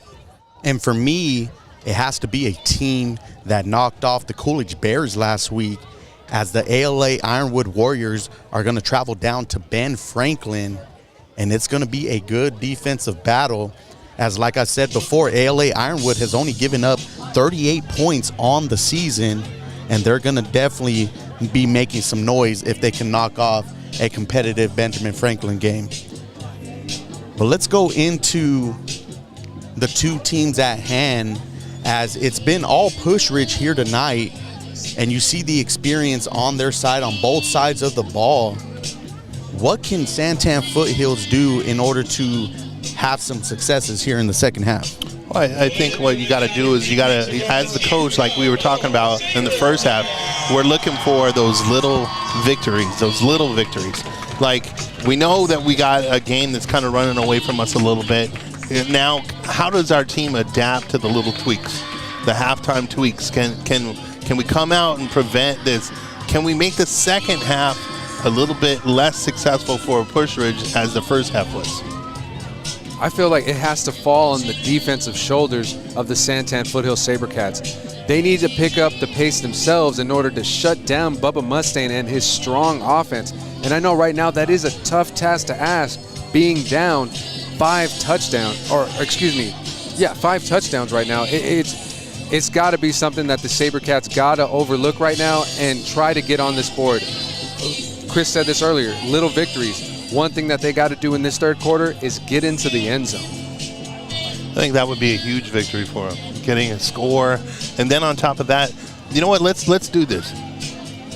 Let's prevent Pusch Ridge from hitting 50. That would be that's an achievement for me right now. As well as they were moving the ball pretty much at will every time they got a possession, they pretty much scored. I don't think there was one possession. There was not one punt by Pusch Ridge. But yeah, if you're Santan Foothills, you take those little victories, and then next week you come into your bye week, so you have another week to get players rested and get healthy as you have the second half of your season, which is going to kick off against the Coolidge Bears, and you have some region opponents in Crisman and ALA Ironwood before you wrap up with Borgate Catholic. Well, and there's a couple games on that schedule, like that could be highlights for Santan Foothills. I mean, there's a battle there with the Coolidge. I mean, obviously, I might lean a little more towards Coolidge on that game. But with Crisman right now, with the Borgate Catholic, like you're mentioning, and stuff like that, there's some points on here that we could make a big issue of at least moving forward into the next year, coming off on the region play and everything as they go. So those would be the key things I would say probably for Santan Foothills. And then if you look at Pusch Ridge's schedule, you start that region play that you're talking about. I know they do have a game later on in the year at Coolidge, but it all starts next week for Pusch Ridge when it comes to their region opponents, as they're going to take on a high-powered offense in the Sabino SaberCats. Well, and that's where I think where it becomes kind of interesting with the 3A regions, because they're so small. They're mostly like 5 teams at best, that you still, like, initially we would have had that automatic buy-in, but they canceled that here at the beginning of the year. So it's the best of the best who are going to make this. So I think you're kind of going through a little gauntlet with Pusch Ridge as they go through Sabino. We got to talk about Morenci. Morenci's kind of, it's their first year coming up with Coach Richard Davis, who used to be right down here at Santa Cruz Valley.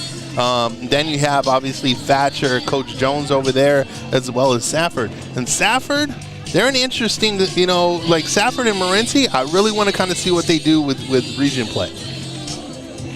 Now, do you think coming into next week's game against Sabino that it's a must-win for Pusch Ridge, or is it a must-win for Sabino, as when they took on Micah Mountain put it on them pretty hard? Well, I think right now you got a lot of teams in that region that are playoff bound. So it could honestly go either way on that game. But I think either one of those teams wants that win, because obviously it makes it a little bit easier for them. So we are ready for the start of the third quarter, as the SaberCats will receive the ball.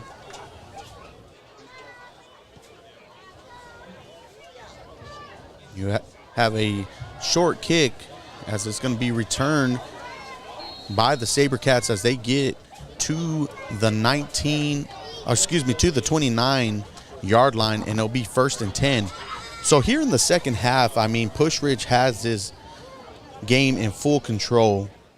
You got a big game going on next week. Do you think that they will be resting some players here in the second half to get their younger players some experience and get their starters rested for that big game against Sabino?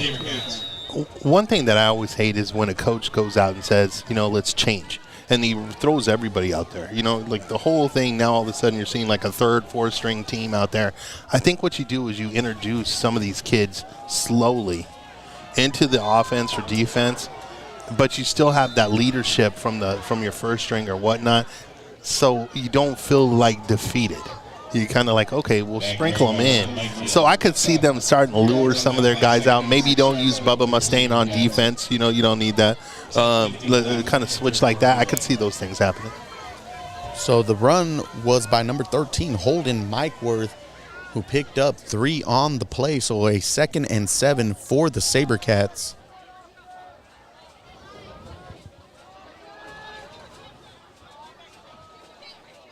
As they'll stay in that pistol formation, and it looks like another run by Mike Worth on the play.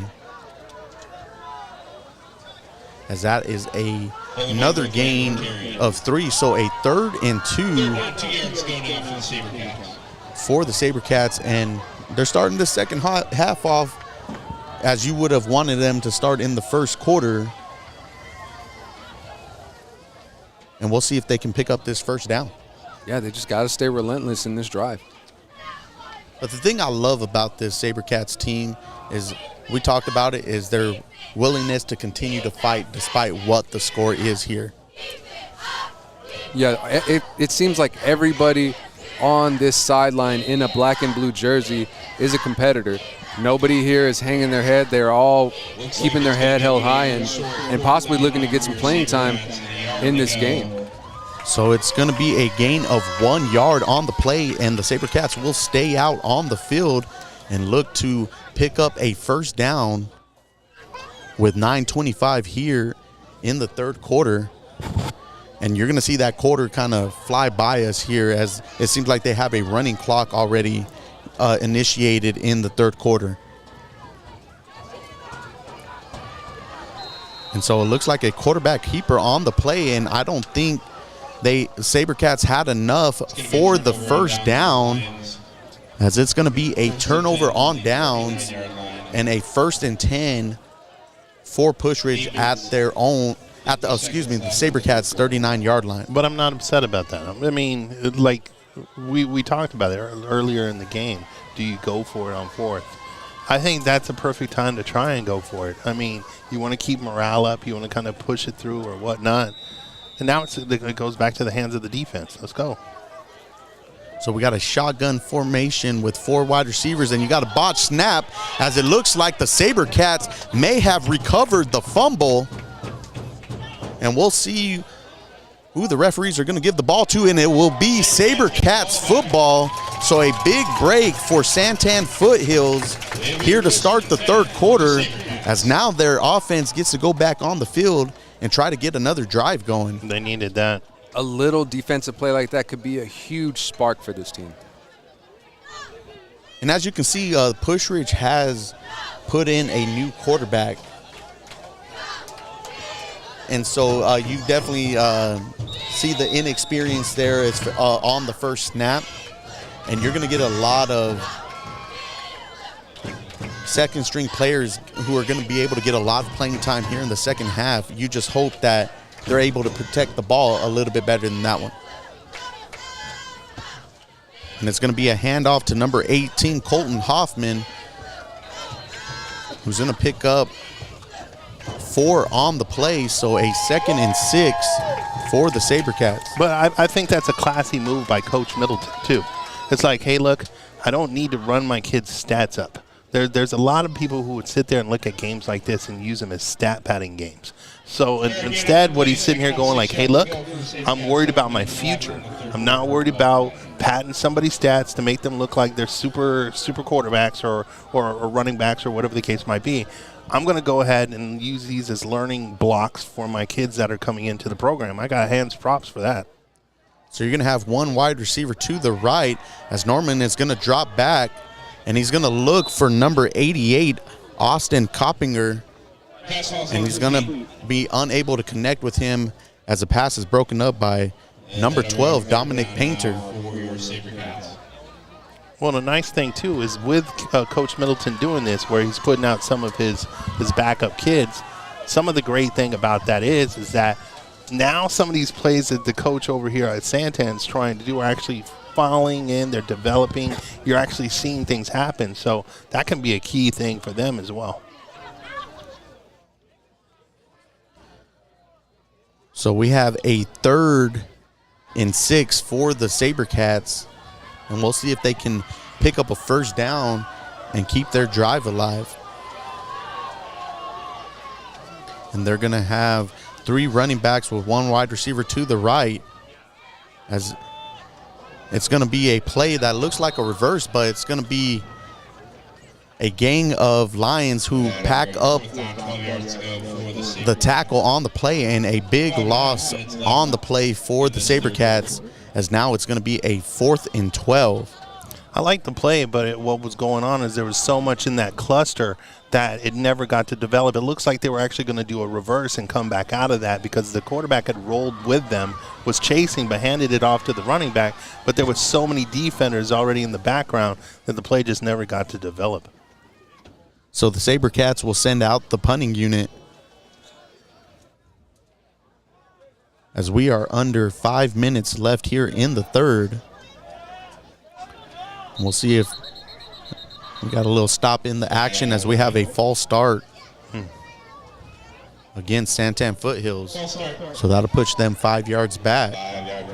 Like those are the things you can work on with your team, is the little mistakes, stuff like that. That's what you're going to probably go back to, practice on Monday or whatever the case might be, and sit there and go, hey, look, guys, we can't hurt ourselves.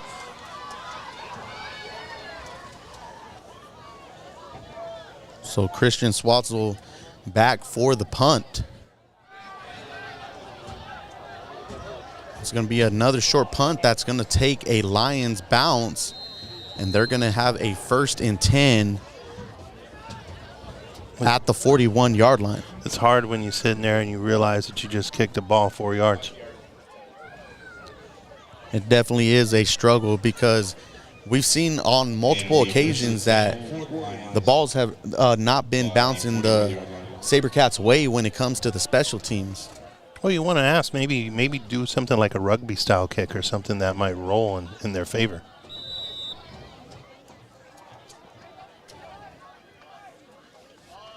So we have number 4, Jacob Newborn, who is now in at quarterback, as he's going to complete a pass for about 6 yards on the play.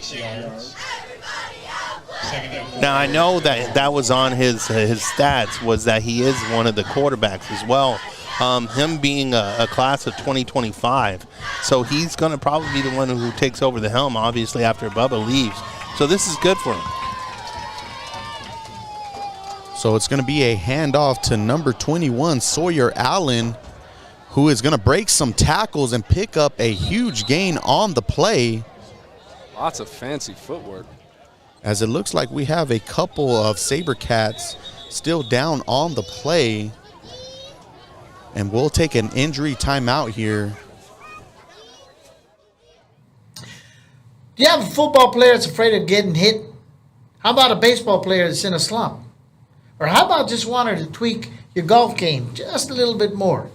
At Hypnosis Works LLC, we've been helping athletes overcome obstacles and tweak their focus for the last 8 years.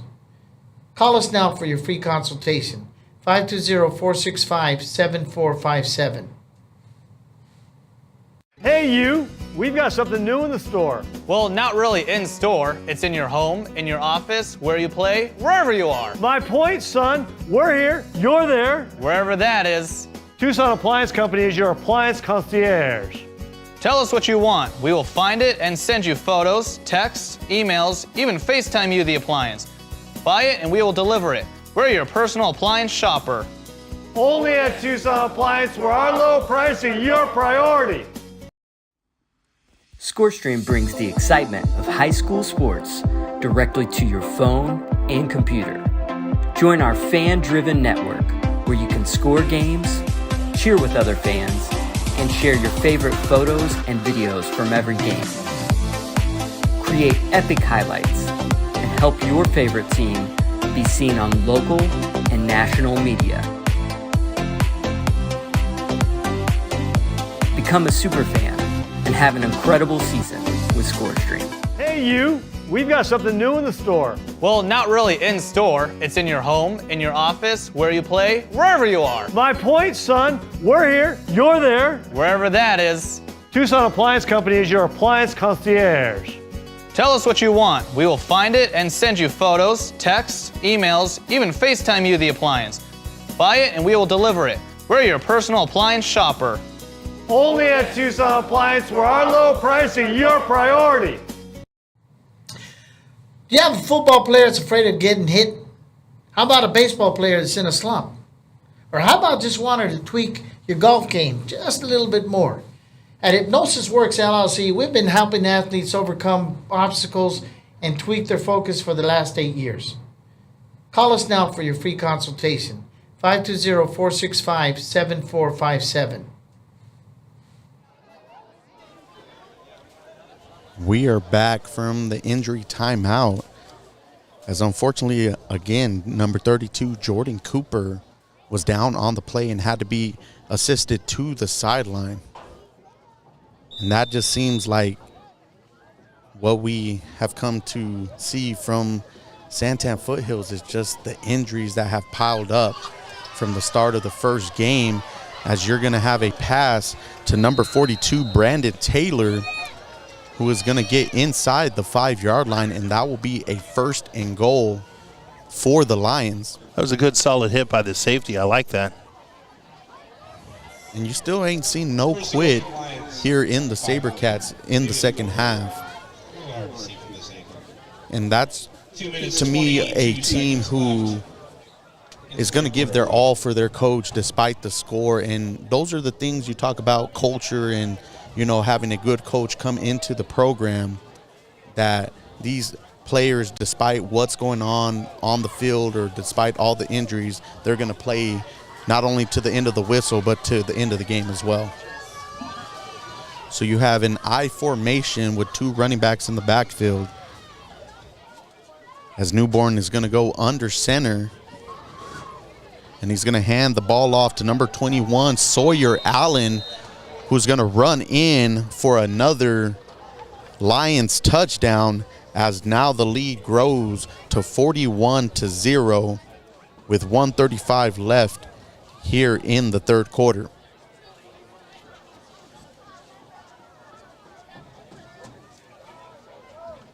Now, we don't want this to be a sad story for the SaberCats, so they at least need to get a score in this final minute of the third quarter or within the last quarter itself.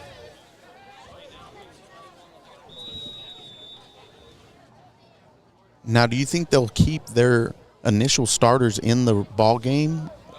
I believe so. I'm not sure if Coach Carlin and Coach Krolak are comfortable going down their lineup and trying to get some reps into their younger crew. But me personally, I would try to work with the crew that I have going with right now and try to sharpen them up, especially for the upcoming games in the weeks to come.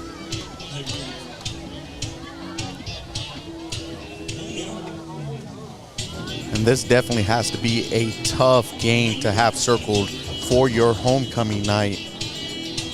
And we talk a lot with the players at Santan Foothills.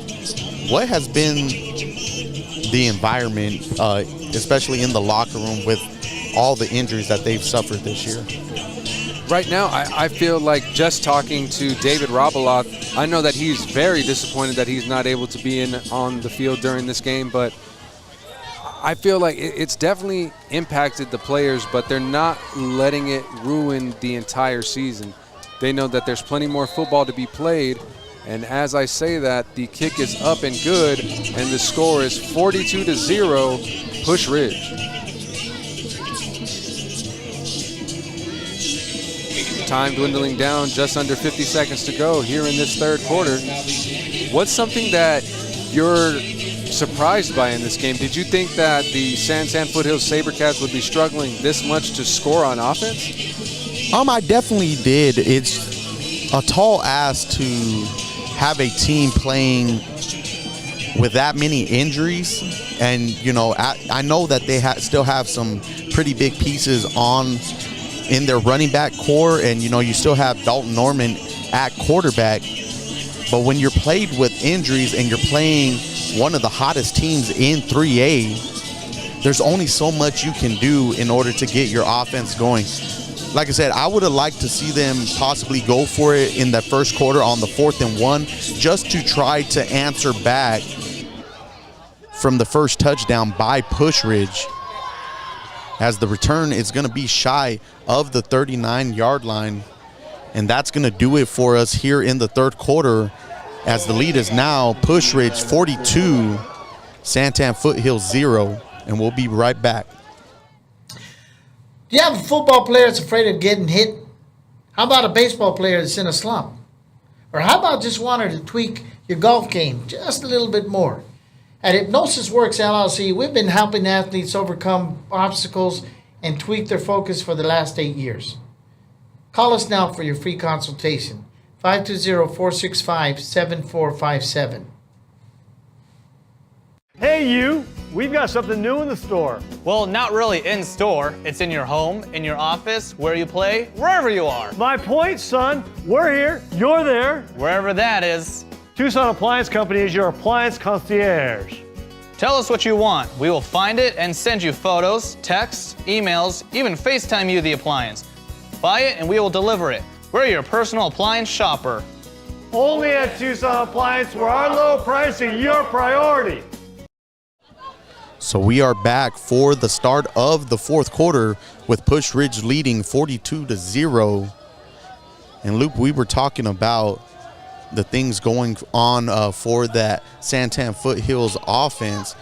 And going back to the first quarter, like I said, I think going for it a little bit more on fourth down, Pusch Ridge was able to get their offense going early, as it's going to be a toss to the SaberCats running back, who's going to pick up a nice gain on the play and be a couple yards shy of a first down.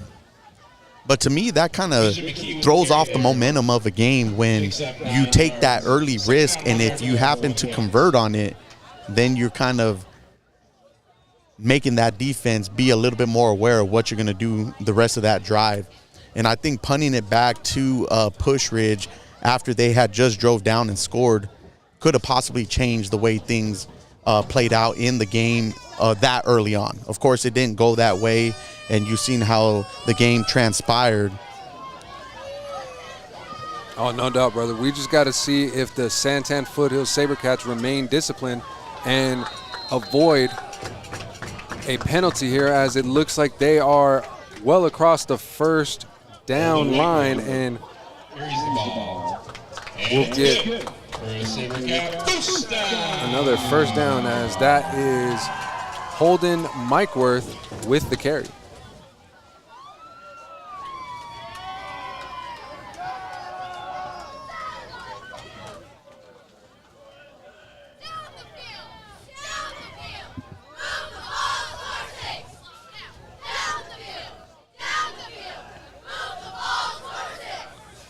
That school spirit still here at Santan Foothills, as the cheerleaders are getting things going, getting the fans staying in it, as Norman is going to throw a pass intended for number 18. That's Colton Hoffman, and unable to connect.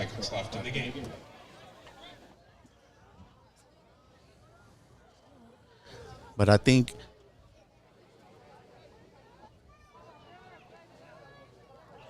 with this drive, you're probably going to expect, unless Santan Foothills is backed up in a 3rd and long situation or a 4th and long, to maybe go for it and get your offense, something to take into their bye week.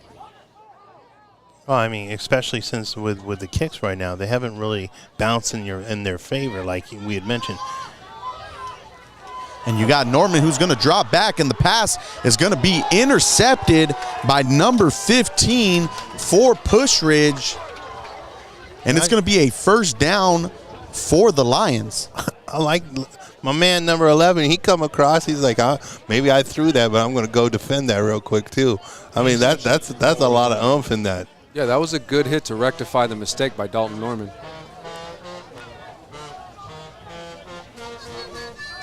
And I think what Dalton can work on going forward when it comes to passing the ball, as he rolled out there, you've seen him throw the ball on the back, off the back foot. So there wasn't much power behind that pass to hit his intended receiver. So I think if he can correct those mechanics, he might be able to put a little bit more zip on the ball for the games to come. Yeah, unfortunately, he's just been heavily pursued by this front four of the Pusch Ridge Lions, and he's been having to make those throws all game. So you'll have a pistol formation with 2 receivers to the left, as Newborn is going to keep the ball and pick up 5 on the play. As we're starting to roll into this, let me go ahead and ask, who do you think is your get-it-in player of the game? Oh, that's really tough. I feel like if I had to look at the players on the side of Santan Foothills, it's a tough choice between either Holden Mikeworth and Daniel Howard. What about you, D? For me, I think those are definitely two players that I definitely have my eye on, especially Holden Mikeworth. And you said number 18, Colton Hoffman, correct? Correct. And so on the Pusch Ridge side, Chris, who do you think has caught your eye here tonight? I mean, I like Newborn. He's actually I called it out in the beginning of the game before as my impact player, but for him to even step up now and play the quarterback role as a secondary and still doing all right, striving, I think I'll stick with him. And it's going to be a 3rd and short, and it's going to be a long run by number 20, Jake Hebert, for the Lions, and it's going to pick up another first down. And for me, for Pusch Ridge, I have my circled on number 21, Sawyer Allen, who's picked up 3 rushing touchdowns here.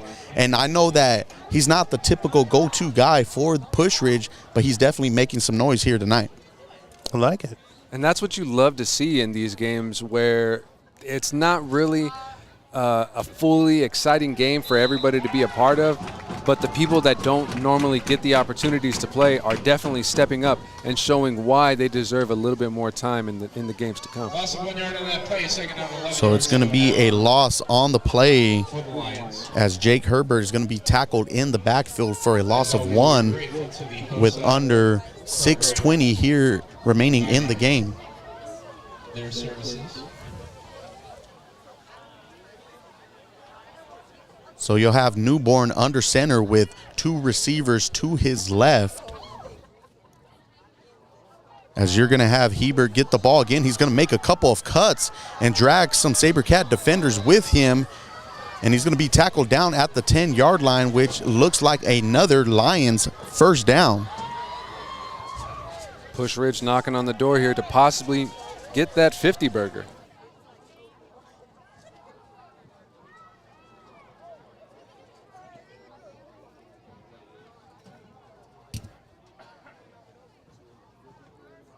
So a 1st and 10 at the 9-yard line. And another short snap as Newborn is going to be tackled down by a SaberCats defender. Ooh, I got right him on his Achilles tendon. And that looks like it's number 18, Colton Hoffman, on the tackle. That got right there on the back, juicy part of your foot, and you can. And those ones are scary. Ooh. And especially, with Hoffman being the lead back for Pusch Ridge, you definitely don't want to see him go out on a play, as now it looks like Mustaine is in at quarterback. Well, that was because it was Newborn. Newborn that got tackled on that last play. I'm sorry, that's what I meant. Newborn is the featured back. Yeah. As it looks like we're going to have a penalty against the Lions. Well, and I think that's something that, like, the Lions can take home. Is like, hey, look, we need to work on some of these penalties. Like, it happened early in the game, kind of drug on. This was something that we didn't really see when they were playing up there in Tucson against Catalina Foothills. So this is something Coach Middleton can talk to them on the bus as they're going back home. Hey, we can't have these kind of fouls when we're going now into those games like we had mentioned. So that becomes that kind of situation role.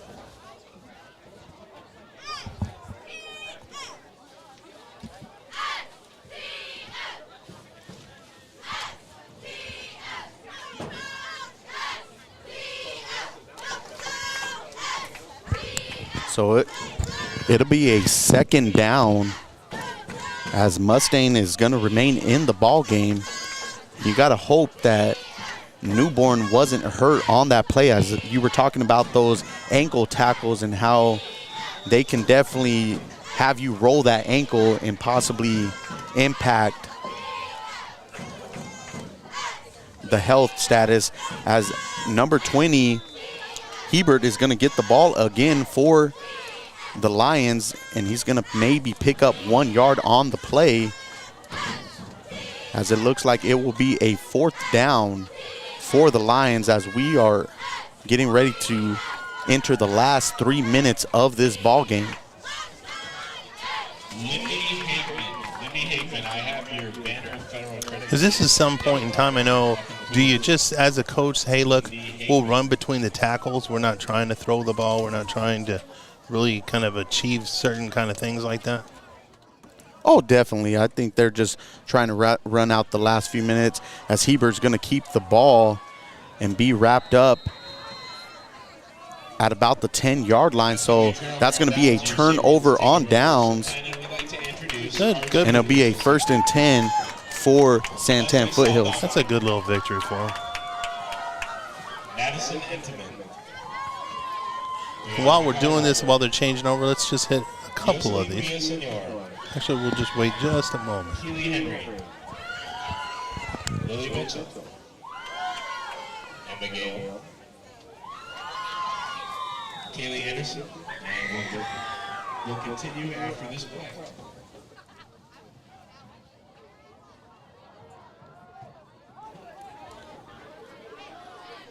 So we got a man in motion, as it looks like it's going to be number 4, Vision McKee, on the carry for a gain of 5 yards for the SaberCats. I love that name. Vision McKee. Definitely a great name for a running back. Tristan Mata. Anaya Morales. And he's been running hard. You know, he got a couple of runs to the edge of the sidelines and was able to turn some up. Just unfortunate that some of them got called back due to penalty, as you're going to get another SaberCats run, as that looks like it's going to be number 13, Holden Mikeworth, on the play, and that's going to be good enough for a SaberCats 1st down, as we are getting ready to play the last 1 minute and 15 seconds here in the ball game. Zoe Kerr. To be continued.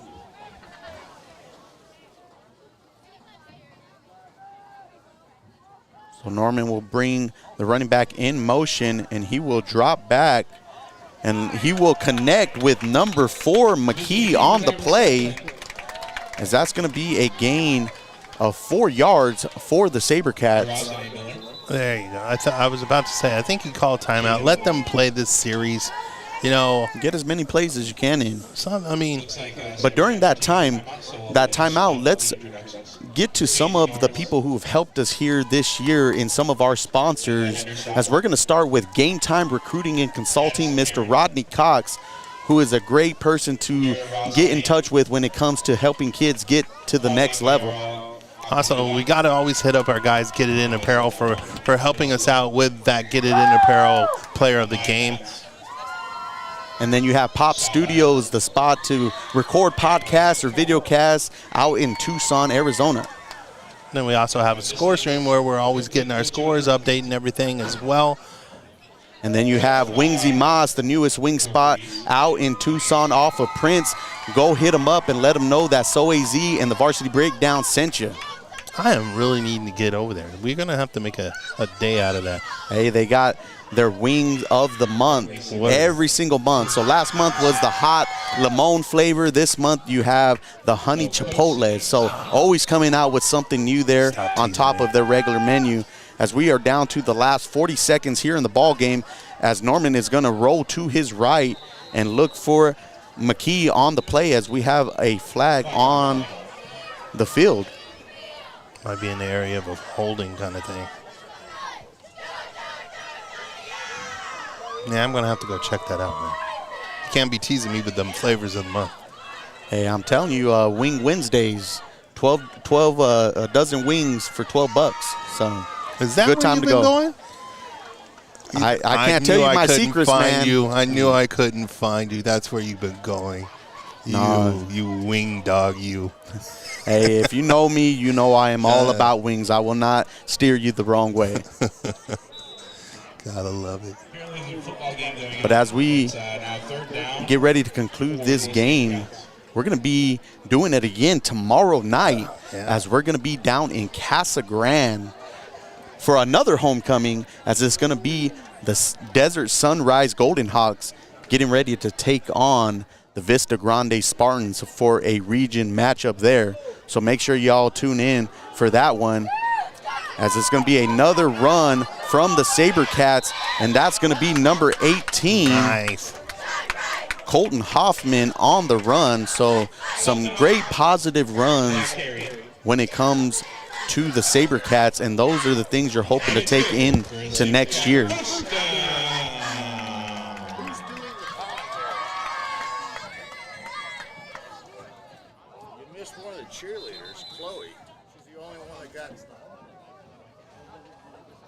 And we're going to take a timeout, SaberCats. So we'll get another timeout from the SaberCats with 21 seconds left on the clock. As I got a couple of former SaberCats coming up and saying, what's up? How y'all doing? It's a tough one with the injuries, definitely. He should be on the field right there. So see, you got to love when former players come up and take the time out of their night to say hello. Well, and it just goes to show the impact that we're actually doing something in these communities. You guys up here, obviously in Pinal County, which I've just been a blessing for me to come up and kind of discover what you guys have been covering, as well as you guys coming down in Southern Arizona as well. So it's been nice to kind of mesh-mash the two areas. And I got to give kudos to that Pusch Ridge community for having us last week, and the hospitality that they gave us, as you're going to see a reverse on the play, and there will be a fumble recovered by Pusch Ridge, as that is going to be recovered by number 15 for the Lions. And at this point, you got to imagine that Pusch Ridge is just probably going to kneel the ball and run out the remainder of the clock. You would think that anything other than that would kind of be just not necessary.